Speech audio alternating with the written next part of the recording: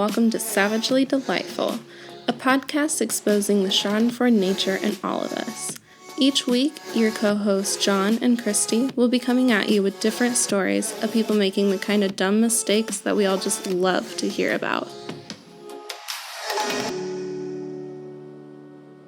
Hey everyone, I'm John. And I'm Christy. And welcome back to Savagely Delightful. Thank you for joining us. So we have a couple updates this episode on episode number 8. Yep. Yeah, episode number 8. So originally we were doing 4 stories per person. We were originally trying to make this podcast from like 30 to 40 minutes long. Mm-hmm. And having 4 stories each kind of just pushes that boundary a little bit. And I think that we're going to switch to 3 stories per person now. And that'll make it a lot smaller of a time.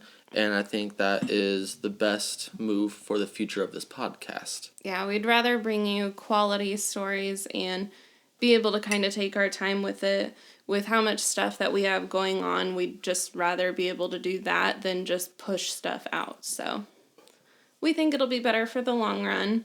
But if you have any thoughts or suggestions, feel free to let us know. Yeah, we are always open to suggestions. We try to actually implement the feedback that is given to us. Absolutely. I mean, we're new to this, so we like doing it. 8 episodes deep. Right? But we're like, let's see if this works. Yeah. We just keep trying stuff, and we'll see what happens. Yeah. But it's trial and error. Mm-hmm. But as of today, when we are recording, it is Valentine's Day. It is. So now we're spending our Valentine's Day with all of you as well.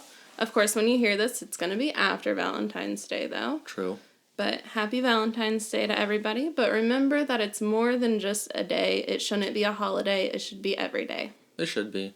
But at the same time, Christy and I aren't getting each other anything for Valentine's Day. Mm-mm. Because, like we said in our previous podcast, we are like paying for a wedding right now, and all of our money is going towards that to have, the best wedding we can for each other.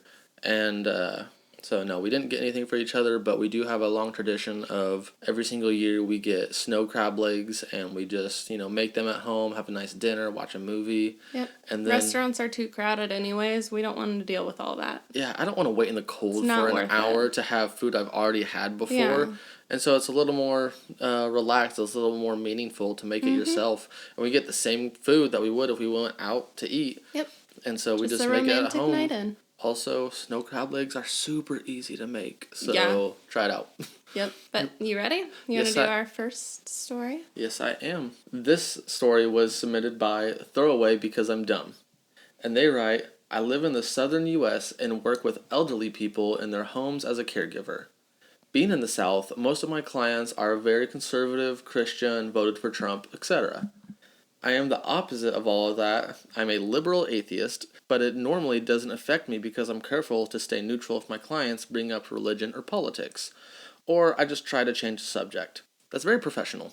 Yeah, absolutely. I don't care about, what your political beliefs are and everything, but that's always nice to be politically neutral whenever you're trying to be professional. Yeah, anytime that you're in professional settings anyways, it's always good to stay neutral with basically anything because you don't know what kind of thing you might say and accidentally offend somebody or also, nobody gives a shit what your political beliefs are. I mean, yeah. And they shouldn't define you. But a lot of the older generation especially will have more conservative viewpoints and are sometimes a lot more vocal about them. Well, they continue. Well, I have had this one client for several months who is a very devout Pentecostal. Like, she speaks in tongues almost every time I am at her house, usually while she's telling me about a vision she had. It's pretty intense. That would be really intense. That would be intense. Plus, I never actually told her that I'm an atheist in an attempt to stay neutral, so I guess she just assumed I was Christian. And ever since she found out that I lived with my boyfriend and we aren't married, she's been telling me that I either need to marry him or make him move out, so that we aren't, quote-unquote, living in sin. How dare you have your own life? Yeah, how dare you not believe my beliefs? Right. We did that too, though. We've been living together for, 2.5 years? 2.5 out of the 3.5 years? Yeah. Yep. And it works just fine. We are living in sin. No, we are sin reincarnate. It's super awkward every time she brings it up, but I feel like I would be even more awkward if I outed myself as an atheist. Okay, like we've said, I understand that being a caregiver, you have to stay professional and courteous at all times, but I don't think I could stay silent if a client was, like, constantly shaming me for the way that I live. You know what I mean? I'm not good at that either, because I don't care what anybody's beliefs are, but it's once that they try and push those beliefs onto me that I don't like that. Mm-hmm. Because you can believe what you want to believe all you want, and that's fine. I'm not going to try and convince you of what I believe, because everybody's different. So I also understand the quip of, like, some people are set in their ways. Yeah, well, I hate it. It's a shortcut, but I get it. Yeah. It's an easy out. It's an easy out, but, like, at that point, if she says it to you, like, every time you're going to check in, yeah, that's harassment. Too much. Yeah. That's literally harassment, and it just wouldn't be okay with me, because being harassed all the time is not the right alternative, and just being silent about it. Yeah, no. So they continue. Today, I finally told myself that I would lie to her and tell her that my boyfriend had moved out. Yeah, I know that was wrong, but it seemed like it would solve so much of the problem without having me to tell her that I'm an atheist. Then she could stop bugging me about it and hopefully stop talking about religion so much. I think I would just go for the shock aspect after that. Like, after somebody pushes me so much, I'd be like, oh, is that what you think? Well, now I'm a Satanist, so yeah. Just, like, really push it, and then they'll never say anything again. From the way this person is writing, though, it kind of seems like they're a little more shy, not as confrontational. Yeah, I get that. And so that kind of person probably doesn't do that, especially in a professional setting. Oh, yeah. That makes it a lot more sticky of a situation. But they say, I was so wrong. After I told her my boyfriend had moved out, she got super excited and asked if she could pray for me and my boyfriend. I didn't really want her to, but I figured it couldn't hurt. Well, she started praying and made me repeat every phrase she said after her. Oh my God. It was awkward, but not unbearable. But then she said, you have to speak in tongues or it means you haven't been saved and didn't receive the Holy Ghost. Just yield your tongue to God. For those who don't know, Pentecostals believe that speaking in tongues is a gift from God, and it sounds like speaking gibberish. I'm not disrespecting Christians or Pentecostals in any way, but it definitely sounds foreign to me. But the client kept insisting over and over that I had to speak in tongues right then, or I wouldn't be saved. So I finally... Or the devil has you. Yeah. So I finally mumbled some gibberish, and she got really excited and kept telling me to do it again and again and again. For like 5 minutes, I sat there pretending to speak in tongues because I was too shy and stupid to stop. How awkward, too. Yep. Finally, she let me stop, but then she said, oh, I have to baptize you. She let you stop. Oh my God. So she got up and got a big 1-gallon jug of oil from under her kitchen sink. I'm not kidding. And put a little oil on my forehead and hands. Do you not? She's got that at the ready. I know, everyone has oil. No, it's not baptizing oil. It's like usually extra virgin olive oil. Oh, okay. Have you never? I'm just thinking that she's got baptizing oil on the ready. She's just like been waiting for this moment all her life. Your family was never like that religious or anything, were they? Not really. Were you baptized? I think so. Maybe. I honestly don't know, but I think I was. But wait, isn't that like... This might sound baptizing is different in different religions. This might sound super ignorant, but isn't like the firstborn the one that's always baptized? No. Okay. Every single person. Yep, ignorant. Sorry. I think I was, though. Which then would answer that, too, because I'm not the oldest. Yeah. It's okay. It's fine. Whatever. I grew up in a semi-religious family. We always went to church. You know, my views have changed since then. But, you know, everyone has their own path to take. Mm-hmm. But I do know a lot about Christianity because I went to it for so long. And, yeah, everybody in their own right, you know, is baptized and stuff. And it's usually the extra virgin olive oil in my church's case. And they would, like, do a cross on your forehead and, you know, that kind of thing. And so that's like what it is. And Is so it because it's extra virgin? I don't know why, but that's what I always saw. That's it. We digress. Sorry. So she continues. Then she started praying again, and I insisted that I speak in tongues again. I quickly said a few words, and then she told me how I need to read the Bible every day or I will lose my gift of speaking in tongues. That's too much work. Yeah, I left as soon as I could, and now I'm sitting at home annoyed with myself for letting it get this far. So yeah, don't do what I did. For letting it get this far. Oh my god. No offense, but that kind of reminds me of a situation like a girl at a bar and the creep like is persistent. She keeps telling him no. Yeah. And then like the creep says, super persistent. So to shut him up, you finally say yes to, one drink. Yeah. And then, he where you're like just trying to be kind back and then it just escalates. Yeah, and then he keeps on, being more and more and more persistent, that kind of thing.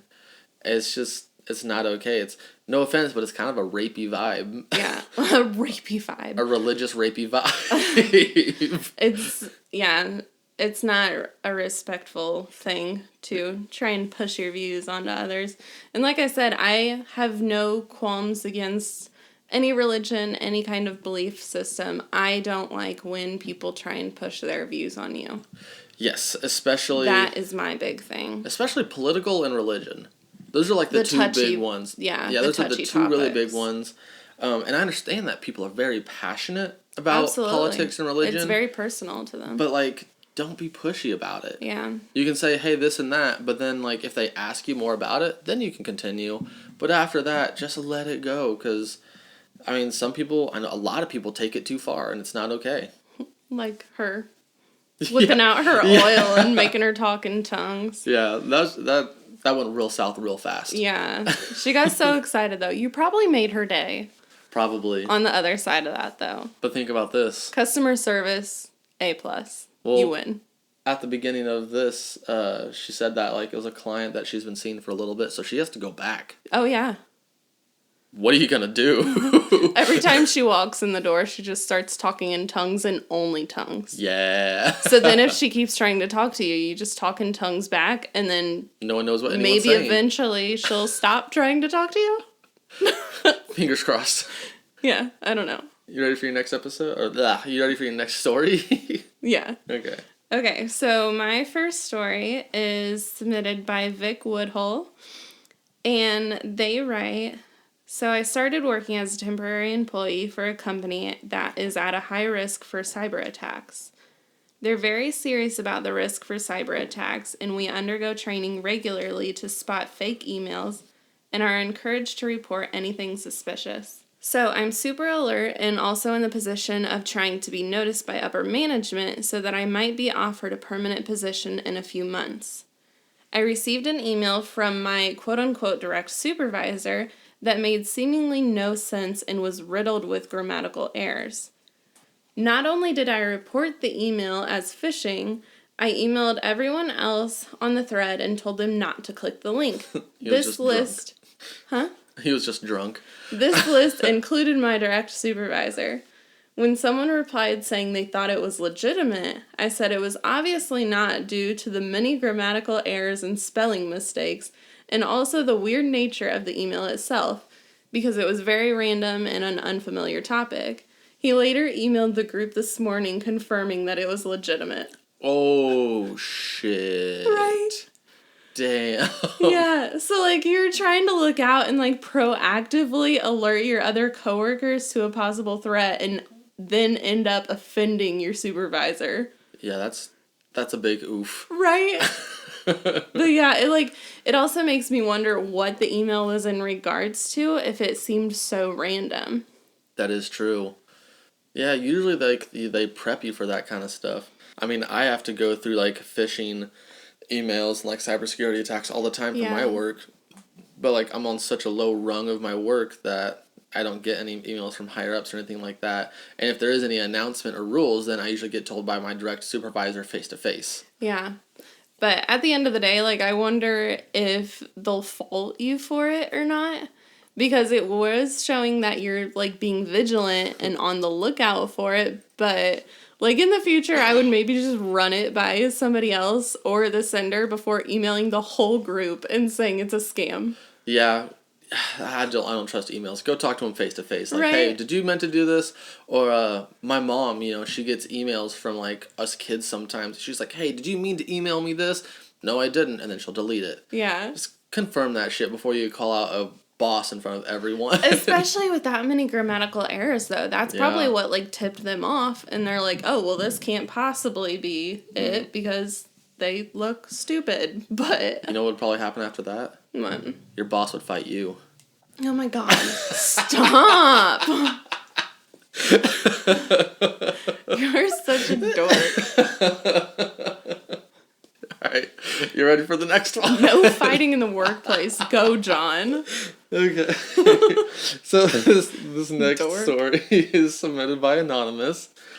And they said, this happened a few days ago, and I think I need to vent because I'm still not over it.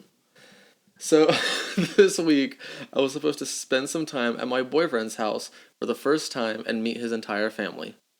The first day went very well, and on the second day, we planned to drink a little bit with his siblings while gaming on their console, which sounds dope. John's in. He'll play. Yeah. No, Tap him in. doesn't matter. I'll drink and game. Yeah. And I'll kill you at both. So, I open this bottle of beer and drink it as I play. Not watching it the entire time because I have to look at the screen. At some point, I feel something weird in my bottle of beer, but I dismiss it, thinking it's maybe just a piece of paper from the label that fell in. Weird in the bottle of beer and you ignore it? I've never had the label fall into a beer. No. I've had wine cork fall into the wine, but that nothing floats, in the you can beer. see it. Yeah, I've never had a suspicious thing in my beer before. Oh, I'm already grossed out. Around the end of my beer, though, something feels very wrong. No. It feels like there is some sort of deposit inside, and the beer has a very abnormally thick consistency in my mouth, similar to curdled milk. Mm-mm. Refusing to swallow this, No. I decided to spit the contents of my mouth into the kitchen sink, and lo and behold, God, no. turns out the weird consistency was due to a live, moving cockroach that had crawled into my beer bottle. Vomit everywhere. No. Yeah. Oh my God. Now here comes the part where I fucked up. It wasn't before putting it in your mouth. Disgusted by the incident, I proceeded to disinfect my throat multiple times with huge shots of strong alcohol. This resulted in me getting because you need to drink that memory away. Yeah, this results in me getting passed out drunk, which in turn caused me to throw up all over my boyfriend's pillow during the night. But wait, there's more. Oh my God. I actually happened to be on my period during these events, and I was so inebriated that I decided to pull out my tampon at some point. But it turns out the string I pulled were the strings of my IUD, so now I have to get a new IUD fitted. Oh, that's gotta hurt like a bitch, too. I don't know if that hurts or not. I don't have those parts. Oh, they do. Okay, I'm sorry then. Oh my God. What a fucking night. No. Yeah. Like, there's so many levels. No. That, like, you have to unpack it, like, part by part. Yeah. The cockroach was enough. Well, so first, gaming and drinking with your boyfriend and his friends sounds super dope. That sounds like a great time. How did the cockroach get in it? Well, drinking a beer with a live cockroach in it does not sound dope. No, yeah. The level went down 4 steps. Yeah. Real fast. Like, I want to know what size the cockroach was. Because, like, in my head, I think of a full-grown live cockroach. It's Cockroaches gonna are kind of big. That's what I'm saying. Yeah. Like, it's the whole diameter of the beer bottle. Unless it was like a little baby. Little baby. Okay. It's still fucking even gross. if it's big, you should be able to see it a little better. If it's small, I understand how it can be hidden. Also, the clarity of the beer. I'm drinking a really dark beer right now, and I can't see through all the way see through it all the way. But, like, I can still see, like, around the corners and stuff. I can just... But also, what about a live cockroach makes the consistency of a beer thick? Oh, no. Well, it's not just being in there, because being in there wouldn't do anything. I can't get over the texture of a cockroach. She didn't taste the cockroach. It was the But consistency it of the was in beer. her mouth, wasn't it? It was in the beer bottle. Oh, so the cockroach itself didn't go in her mouth? No. Oh, It thank God. says, Whew. it feels like there's some sort of deposit inside. So, like, kind of like a sandy deposit or like was a it thick like its consistency. poop? That's what I'm thinking. So, she says similar to curdled milk. That's fucking gross. So, she spit it out. Or what if it was a mama cockroach?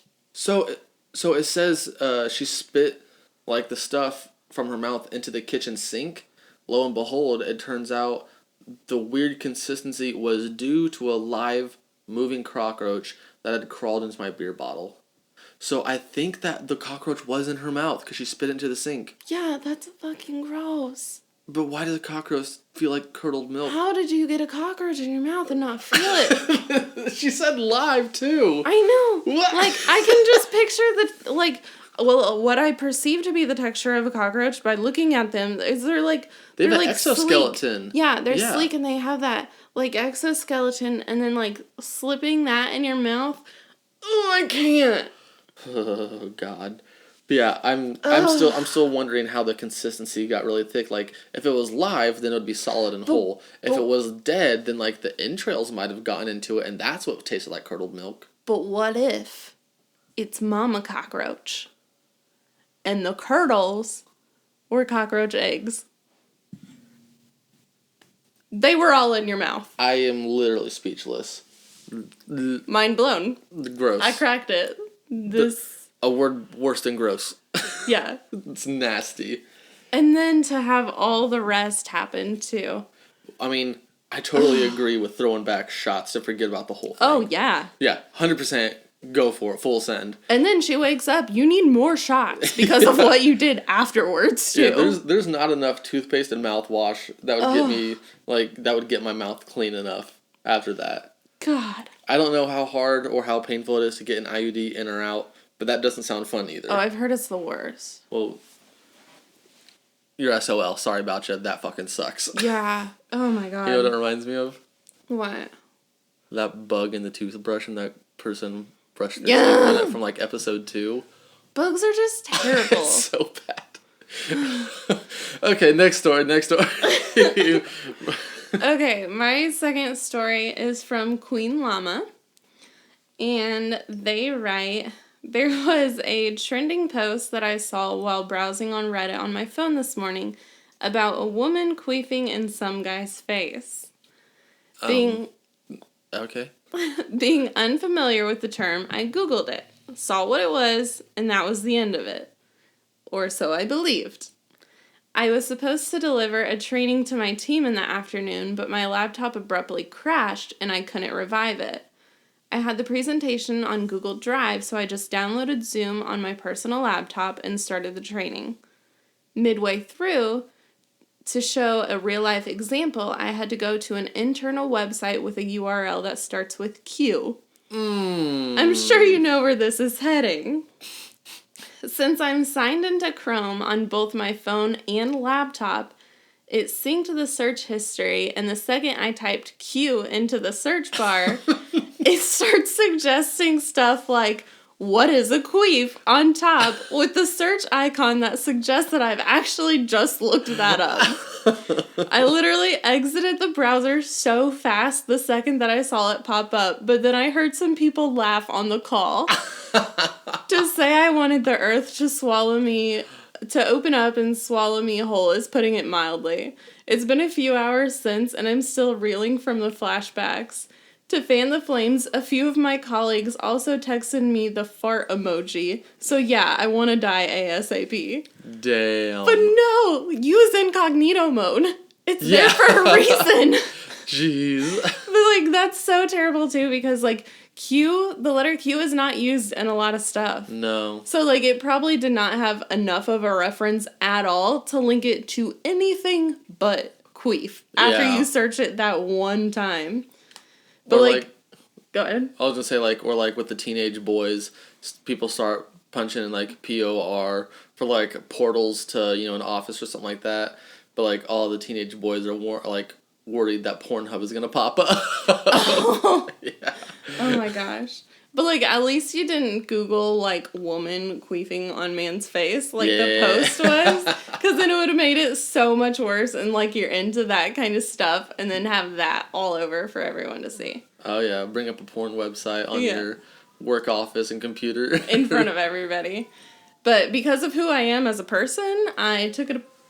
Sorry if you guys can hear the sirens in the back. Yeah. Oops. But... because of who I am as a person, I took it upon myself to go and find the answer for you all in case anybody needs to know what a queef is. And no one else needs to Google it now. So. Just listen to this podcast. God bless it. According to the world's most trusted source, Urban Dictionary, the definition of a queef is... an explosive sound emanating from the female front bottom, similar to flatus, but without the rancid smell. It's a vagina fart. Yeah. It's a vagina fart. It's what it is. Yeah. But this also shows how, like, not hip I am with the times, because I had no idea that people were using, like, the wind emoji as a fart emoji. Really? Yeah. You aren't hip, baby. I know. That's why I'm so old. No, you're not. You're not old at all. You're literally still in your 20s. I barely. Doesn't matter, barely. You're I'm so sad. still literally in your 20s. You're fine. But now we've all learned something. You guys know better what a queef is. Yeah, don't I Google know it the on fart a emoji. Don't Google it on a work computer. Yeah, I've done the work for you. Or just use incognito mode. Yeah. It's there for a reason. Use It'll brains. help you. You ready for your third story, baby? Yes, I am. This one was submitted to us by GremlinNGoats. And they write, "Kill me now." Oh, God. Yeah. My kids are doing virtual school like half the country right now. We've been doing it since the beginning of the school year, so they are pretty much self-reliant and don't need much help from me other than the occasional question. I took a spill down the steps taking trash out last night, and as a result, woke up sore as hell, so I decided a hot bath would be amazing. I told them what was up, shut the door to the bathroom, and I told them I was up. I told them what was up. What is going on in this story right now? I don't know. So, right. I told them I was up. Shut the door to the bathroom, and proceeded to enjoy a soak.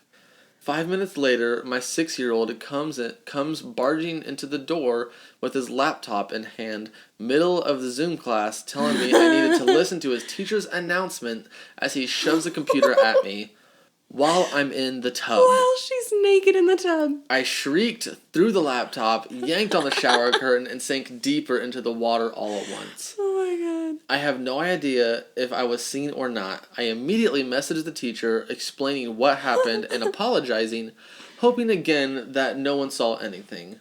That was 40 minutes ago, and I have received no response.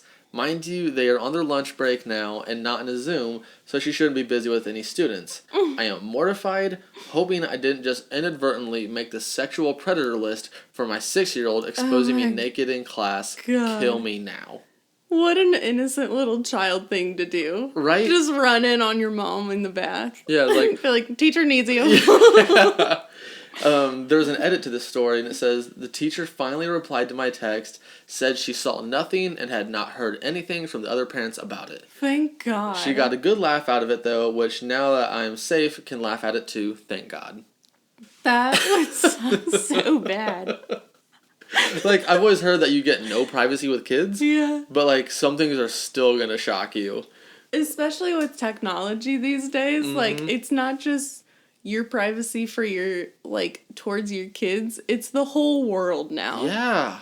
Like... Yeah, like, Zooms are being recorded now, so that's recorded forever. Like, you don't know what's happening. Oh, my gosh. You also don't think about the repercussions, like, that could have. Like, could she have actually gotten on a sexual predator list? It's a tricky subject. Yeah, There's both sides. I could see parents trying to fight that because there are just those type of parents. Yeah. But I could also see a lot of other people not being a Karen about it. lesbian. Yeah, I get that. And understanding that it was a mistake, but I mean, who knows? Yeah. Also, being on a sexual predator list is kind of a finicky thing, too. Yeah. Because, I knew somebody back in high school, they were 18 and his girlfriend was 16. That's a 2-year difference.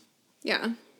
Even, especially as you get older, a 2-year difference between, a married couple doesn't make any difference at all. 2 years is nothing, especially as you grow up. Yeah. But the thing was that he was 18, the girl was 16, and the parents just didn't like him, so reported it. Now he's on a sexual predator list for the rest of his life. Yeah. He's on websites, he's on lists, he can't go in certain feet within certain, buildings, all because of he was just dating a 16-year-old while he was 18 in high school. It's such bullshit.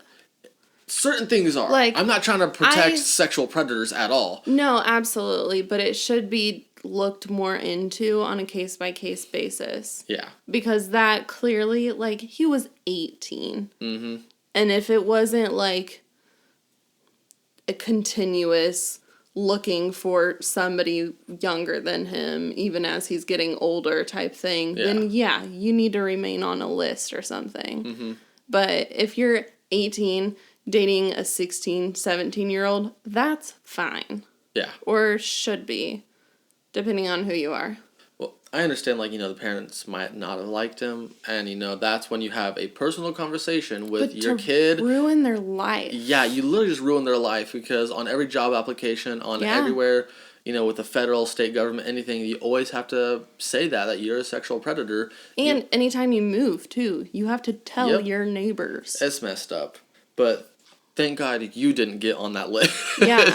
Because of a simple mistake of your 6-year-old walking in with a laptop trying to be responsible. Hey, mommy, they need to, you need to hear this too. God. So thank God that all went great for you. Yeah, well, great is... I mean, not being put on a list and having them laugh, I think that's great. No, I know, but it's still, it still happened. That's true. That had to be embarrassing. You ready? I am. Okay, so my third and final story is by Frederick the Medico. And they write, here in the UK, we have prisons that are called open prisons. They are very loose in terms of security. Prisoners will do work on gardens nearby and other tasks to keep their mind occupied, which I thought was very intriguing. So I just kind of looked it up a little bit and learned that it's normally used for some smaller petty crimes, but they also use it as kind of a halfway house between normal prison and being released to the public, so that they can kind of do it step by step to ensure that they're ready to be fully released to the public. That's awesome. Right? I thought that was genius. I mean, our prison system is really messed up. Oh, yeah. I mean, absolutely. It's not about reform. It's about putting them into a cage and beating them until they're okay again, and then releasing that kind of person out to the public. And then expecting them to just be fine. Yeah, be perfect just like that, and then go back to being a normal citizen. It doesn't work. And not give any resources at all. But this seems like a much better system. I like it. But anyways, back to the story. Their uniform in the open prison is gray trackies and a gray top, or this is what they wore at the facility that I turned up to. I had just had my medical, and it had gone horrifically. The doctor had accused me of doing drugs because my eyes were red. I had been traveling from 4 a.m., including on a boat trip and the train. I was stressed, and so I failed my blood pressure test as well and was being sent home. Damn. This is where I made my mistake. I, wearing gray trackies and a gray top, walked out of the interior facility. It was a fair walk to the exterior wall. Traffic could come and go like the taxi I had arrived in. This is where it went wrong. As I stood next to a bush trying to find a taxi company to get me, I noticed a swarm of prisoner officers gathering around me and giving me the old stink eye. Prison officer. Who are you? Me. I've just had a job interview and I'm trying to get home. Prison officer number 2. You're dressed like one of our work parties. Me. Yeah, we did a fitness test, so I dressed for fitness. Prison officer 2. Where did you get your mobile from? me. I brought it with me from home. This went on for 20 minutes, and I could see prisoners doing work dressed exactly like me. Eventually, they bought that I wasn't doing actual time and let me go. Damn. That had been sketchy. Terrible, too. Like, you just had a job interview not go very great, and you're feeling bad about that, and then you leave, and before you can even leave, you're getting interrogated by the prison officers, and you just can't get away. Damn. Ugh. That just, I don't know. Right? But he was, like, totally interrogated by them. Plot twist. What if he was trying to escape? That is true. And he's You just, don't like, know. pulled a Houdini on him. Yeah. He's like, Alakazam, bitch. Yeah. Yeah. And, like, him submitting the story and everything. All a part of the cover. All made up. Yeah. Now he has an alibi. Yeah. Us. Now we're accomplices. That is really cool, though. Yeah. Because the whole concept of the open prison. Exactly, Absolutely. yeah. That's true reform. Yeah. Not just hard punishment for 40 years and then release you back into a society that you don't understand anymore. Yeah. I mean, the U.S. basically just has somebody that does a crime and we go, ew, gross, and we just shove it away. Yep. Into the privatized prison system that we have, which also is not okay. Yeah. And don't put any other resources into that. So it's all just messed up. That's really awesome that the officers were willing to listen and understand his side of the story. Yeah. And not beat you with a baton. Or, immediately. I don't know, put their knee on his neck until he's suffocated to death. I mean, what? Sorry. But, yeah, it's insane how messed up the U.S. versus the U.K.'s prison system is. Yeah. That is awesome that you were able to talk your way out of it and, go on with your life. But at the same time, you kind of did fuck up by wearing that suit. Yeah. But they had no way of knowing that that's what they were going to wear. But yeah. I would probably have shied away from matching things. Yeah. Like matching gray and gray. Mm-hmm. Because then it does look like a uniform type of thing or something. Mm-hmm. So then if you shy away from that, then that just kind of like helps to differentiate you from others. He was looking at the officers coming at him and he looks down at himself and goes, Fuck. Yeah. Like this right here, this exact moment, yeah, I done fucked up right now. Yeah. This is it. Whoops. Right. Ugh. But we hope you find a better job. And even if you didn't get that one because they were being dicks and your blood pressure was too high from being stressed or anything, but you'll find something. Yeah. Well, that is the end of our stories. Yep. And thank you for joining us on Valentine's Day. Yes. I hope everyone has a happy Valentine's Day. And hopefully you like the new format of the stories that we're telling. And like we said earlier, if you have any suggestions, please feel free to let us know. You can always reach us at savagellydelightful@gmail.com. And the other plugs are in the outro. Yep. John's also just wanting to be done because we have buffalo chicken dip down there. And I have to go into work tonight. Yeah. I don't like to talk about that. But everyone have a good night and a happy Valentine's Day. Thank you, everyone. Bye. Bye.